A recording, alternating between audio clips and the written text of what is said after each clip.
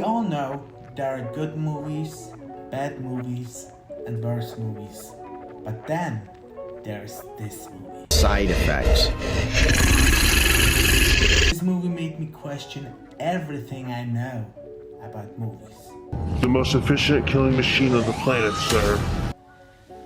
If you ask yourself if a movie can have a boring plot, bad writing, bad visual effects, and a cop who gets addicted to drugs while on an undercover mission, let me tell you, this movie has all of it and even more. So just lay back, relax, and enjoy the show. Let's rock it until we die.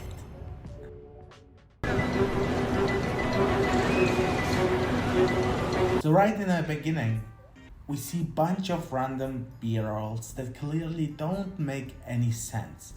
Yo, what's up, dude? Yo, I stole. But this dude is actually a dealer that will get kidnapped in the most frightening way known by mankind. Can you imagine how frightening it would be to get a simple plastic bag over your head? You clearly can't just rip a hole in it, since you're pretty much conscious and don't want to fight back your kidnapper, right? We always hear people getting kidnapped with simple plastic bags, like the ones we use in a grocery store to put vegetables in it, right? So the real question we should be asking is, why was he kidnapped? Right? You work for Gerard. I don't know what you mean. It's because of the drug he mentioned earlier on. They've tested these on sharks. And yes, that's a shark. Perfectly animated. I definitely can tell that's a crab shark. Something's fishy, right? Especially about this shark. It looks like crab. A crab shark. A crappy shark.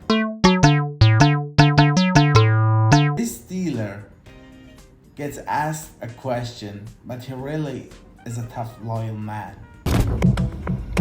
Listen, your boss can't save you now. Only I can save you. If you talk. Alright, okay, you're right. I work for Gerard. At least for a second. So he tells him everything. Tell me where the drugs are.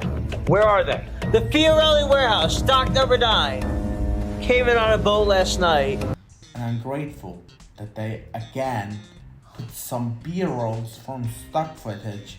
Otherwise, we wouldn't know it was transported with a ship last night, right? He took his drugs. He didn't like that. No, he didn't like that. And now we're gonna take his drugs again and kill his man. And what kind of an interrogation room is that? Like, they clearly had room. Why not make it look like one, you know? But yeah, whatever. So he snitches to be free, but free to feed the crab shark with himself. No, I swear I didn't do it.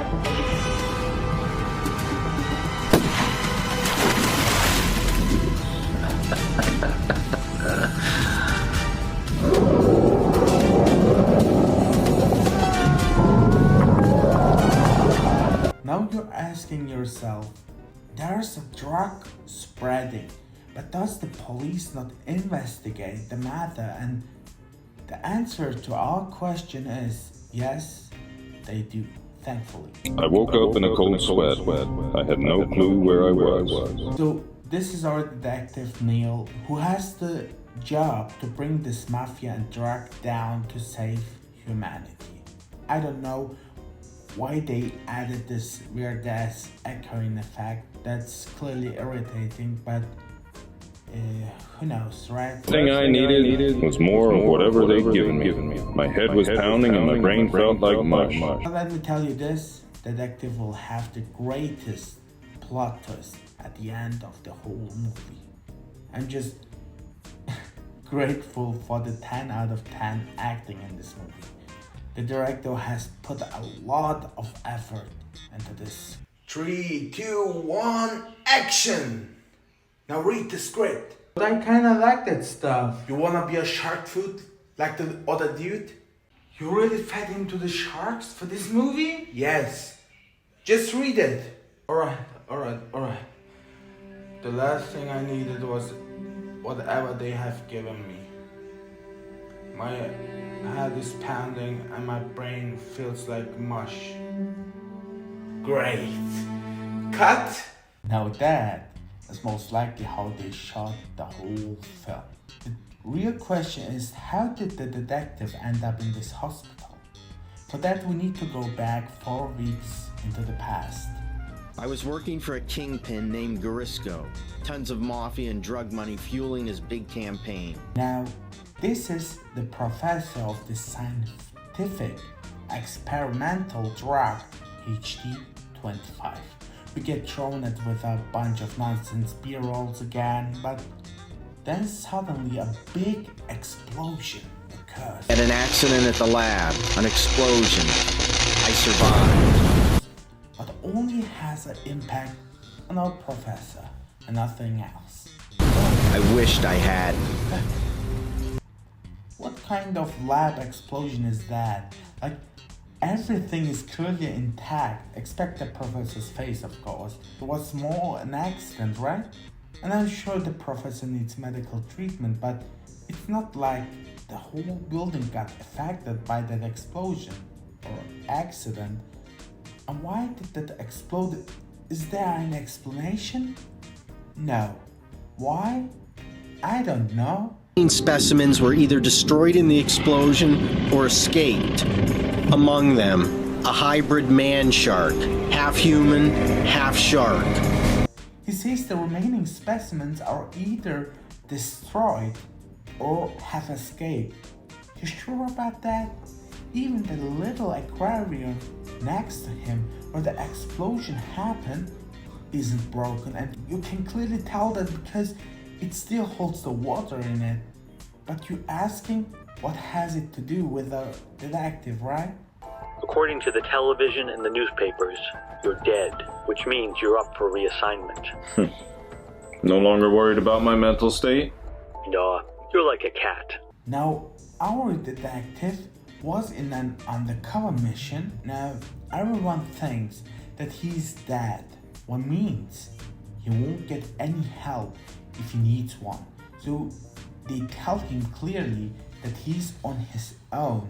And since our protagonist in this movie wants to relax, I guess, that's why he did that illegal stuff. You know what I mean, don't you? Down the hatch.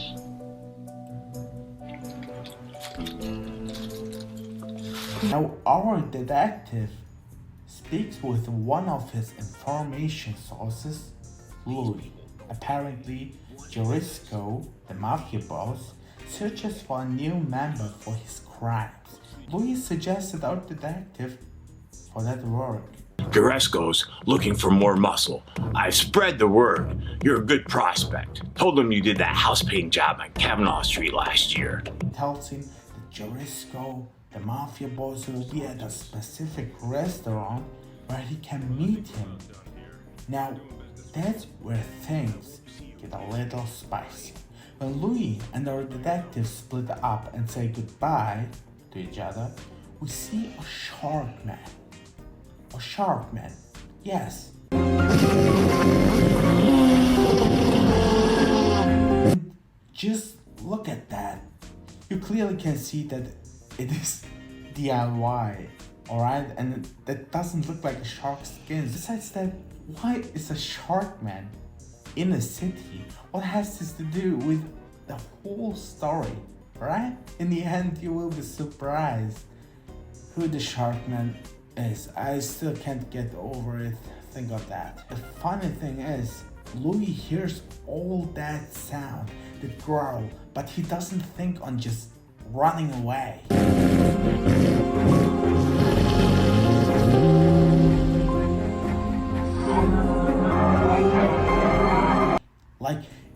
in a basement and you hear creepy sounds, wouldn't you just run away? Yes, in order to spike up the horror, he needed to be killed, and the wounds look pretty serious too. What the hell is that?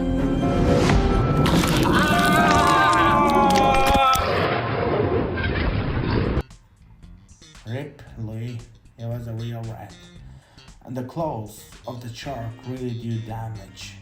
You know, the claw sharks have like every land animal. Now, while our detective meets up with Jericho's man, his muscle, his right hand, Jamie kills the other competition. Shitload of people in the near future.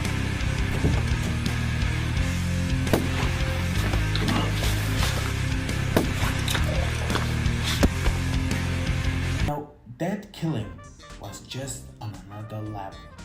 Never seen that in action thriller movies, alright? That was just badass. You come highly recommended, Neil. Men of your talents are not easily found. Thank you. Now they said that they will meet up in a restaurant, but when you look at the surroundings, it's clearly just their living room or some place in their apartment. Why didn't they just say that he meets up with them at their house? You know? Why say restaurant when you can't afford to shoot in a restaurant? So what do you know about me? Not much. You have money, you're aggressive, and the locals are scared of you. Now, I don't know about you or if that is wise to tell a mafia boss. If you just met him yet, guess Neil is just built different, but I wouldn't do that. But he tells him that he gets the job done. Can you get the job done? Yes. No more questions are asked. That's how you join the mafia. If an undercover detective can join the mafia or any gang in that matter that easily, why do undercover missions sometimes last for 3 to 4 years, you know? Clearly the police makes it hard on themselves, right? Not like this movie would show anything nonsensical. Like, it seems possible. Yeah, I'm in. Now Neil lets the man above him know that he's in. Neil's boss, I will assume, tells him that Jericho's right-hand Jamie Fuentes killed a rival team in a warehouse. You were having dinner with Mr. G. We think his man Fuentes slaughtered a rival team in a warehouse down on the docks. It was questionable when we saw that scene because no gang would send 2 men to pick up the stuff, you know? It would be at least 10 men. The ones pick up the stuff, you know, and the other ones make sure no one is around. That is how the things work. And now they telling that there was a rival team that Fuentes killed. No, he just murdered 2 men, and I saw it with my own eyes. Alright? So yeah. Now Neil finds out that his snitch Louis is dead. Now fears that his cover might have blown. Louis was dead. Chances were my cover was blown. It is understandable, but just let's leave it like that and let's see what our professor back in the lab is doing, right? I'm really curious what he's after. I needed out. I was going to take the original formula and run to the feds. So our professor wants to give this HT-25 to the feds he has a contact with. But his plan won't be working out because the driver is one of Jericho's men. Hey, this isn't the way to the airport. You missed the road back there. This Jericho man is just too clever to be fooled. And it's always the same persons who keep doing these jobs for Jericho. Like, what kind of mafia is Jericho? Mafia with 2 men? can I be a mafia if I have two friends?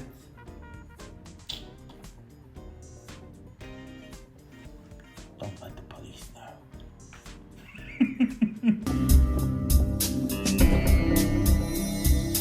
Now, our professor might have a PhD, but clearly he lacks in common sense, because at this point, everyone, you, me, would clearly see that we are being kidnapped, wouldn't you? What's happening? Why have we stopped? Why have we stopped? Please answer me. Also, the way he's asking, like, dude, you are being kidnapped. Why being polite like that?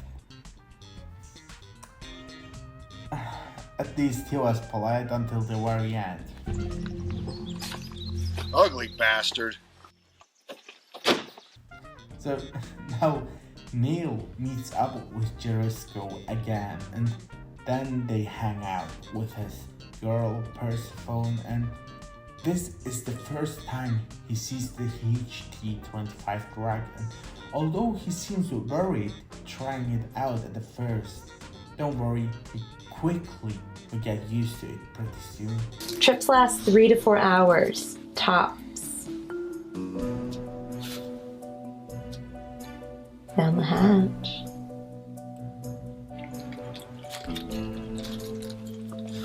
He sees some hallucinations, weird-ass hallucinations. My trip, I believed I was a shark. A powerful eating machine, devouring everything in its path. I felt powerful, invincible, like some mythological god.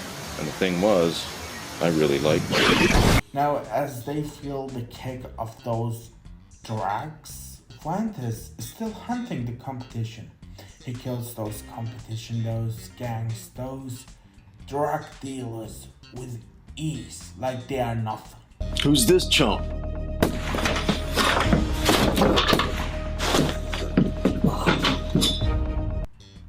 Yeah, one man kills all of them. Now that truly is impressive.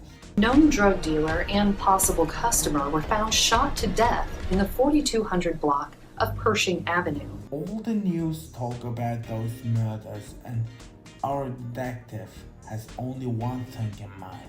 To tell the truth, only two things were on my mind. Seeing Persephone again and getting my next hit of HT-25. I didn't care how much either one cost me. Yes, give me those drugs, dude. Oh, should I say, give me those drugs, baby. No, I don't know no more. Is he really investigating that drug dealers and all that who are selling HT-25 and all? Or is he just in it for the kick of the drug, What kind of detective is that? He doesn't make me feel safe. Would you feel safe if you know a detective is investigating like that? A detective investigating like that doesn't make you feel safe.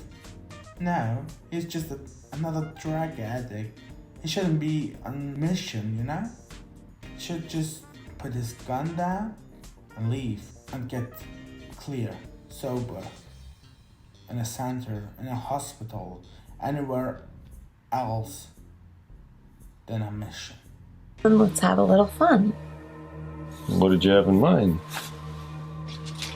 HT-25. Thought you never asked. Look at that. He's now an addict, He just had his kick, his hallucinations, and right after that, he wants more. Look how happy he is. Like, no, dude. You are an addict now, not a detective anymore. Hello? Persephone, I need you in the lab. Now? Yes, now! Now Jericho isn't happy that they both got so close, And he calls Persephone and calls her over just to tell her that they should leave the town with a boat and get cleaned up and all, to drive away the suspicion on them both, Jericho and Persephone, and Fuentes will join them later in the plan. get them cleaned up, shaved, rent a boat, and take them away for a while. Use your charm. They're kidnapping them in a very odd way. That's too bad. Really help us out. Sorry. Well, it's too bad for you because we're gonna have to take it.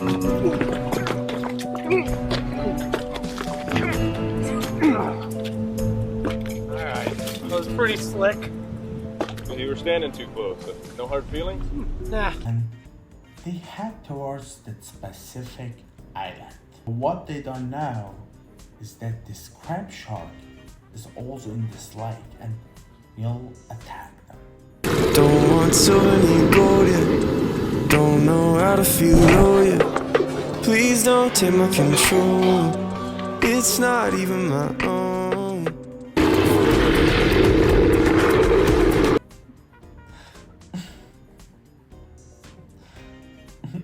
I just love this animation. You can clearly tell they really gave their best to do this. And also, now the crab shark can walk on the water surface, right?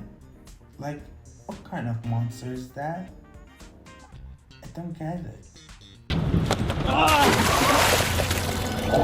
Now Fuentes drops the suitcase in the water, but of course Neil has to withdraw out of the water. That's what bad guys make one do, you know?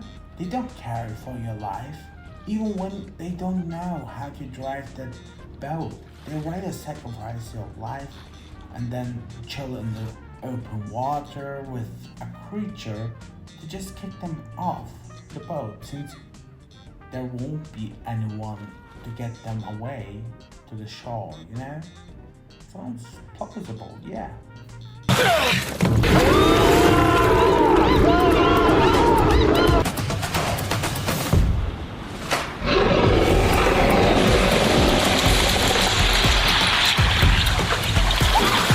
And somehow Neil and Persephone, after getting on land with Fuentes and the other guy, managed to get away from them. Creature, Persephone and I evaded Fuente and his goon and found our way back to the boat.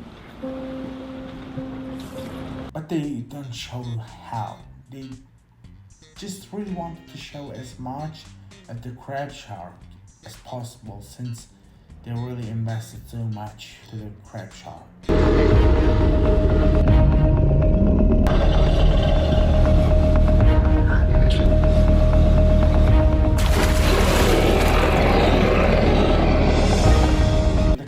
Shark chases them. They speed up and trying to get away from it, and yes, really breathtaking, I guess, when you don't think about all the questions they made you think the last 3 minutes, not counting the questions of the whole movie. Only in these last 3 minutes I already have over 5 questions. Can the crab shark walk on water surface? How did they manage to get away from Fuentes, a serial killer? Why don't they just return back and get help? How did the crab shark escape the lab and ended up in this lake? Why haven't the authorities noticed something that monstrous yet? And I could go on with these questions. A little mystery is good. That lets the viewer hooked, but not that many mysteries, you know? At least they could show us how they escaped, rather than Neil telling us they did. They get away and see that only house in all of these islands, but the owner acts weird. I have a headache, so I'm gonna go lay down. Okay, well, I hope you feel better. But that was a little weird. So the duo gets suspicious and goes to the back of the house to peek inside so they know what the hell is going on. But on their way, they notice their boat is gone, but instead of worrying too much, they move on with their plan. What? The boat's gone. Okay. And what do they see? Scott, they found out they got the wrong island. Driscoll pulls the poor woman at gunpoint, and Neil, the detective he is, has the greatest responses to all the statements Persephone is giving for the current circumstance. They'll find those two clowns and head back here. Yeah. They'll be looking for that case you grabbed. They'll be looking for us. Yeah. Yeah. Okay, you go around to the other side of the house. Uh-huh. Give me 5 minutes, and then distract them. How? Improvise. Very clever. Oh, I have to go so bad. I swear I'm gonna explode. Well, then go outside. So Persephone distracts them while Neil sneaks inside and tricks Jericho to have a gun with a hairbrush. Toss the gun on the couch. Nice and gentle, I startle easy. And this woman is so pissed at Jericho that she punches him. Oh, you son of a... Ah! Then tells him this. I hope you do something really stupid so this guy gets to shoot you. Now, I can clearly see that she's pissed, you know? Wouldn't believe she is if she didn't say that and wish him death upon. So, yeah. History, mister, I have the cops on the line. The cops are here. What? They call the police and tell them everything, but don't get out of your comfort because the best parts are still coming. The last 10 minutes of the movie is just so fast paced. Alright, let's do this. Let me catch my breath. Alright. First, Neil asks Jericho if he wants to be gay. You want to be gagged? No. Now, I can see what he's implying with that, and that's just weird. Then he sees the professor still in the briefcase. Then we suddenly see Jericho's man getting eaten by the crab shark. The shark creature! But at least we now know it can also live on land. That explains how we got to the lake. Neil brings the professor back to the house with the briefcase, but he finds Persephone and the woman tied together, and Jericho and Fuentes there with guns. The professor runs away, and Fuentes chases him and takes the briefcase, but encounters the crab shark, and when he comes back, he dies. Now Jericho takes the briefcase and runs off again. This time, Neil chases him, and the professor joins Neil on the way. This just made me laugh. Like, the professor clearly doesn't know what he's doing. He just follows what comes next. Jericho also encounters the crab shark and gets eaten with the briefcase. What makes the crab shark explode.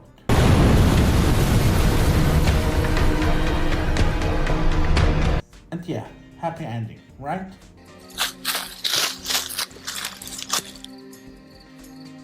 Good. Actually, not quite. Do you remember the shark man that killed Louis? Now we finally find out who it was. Why not?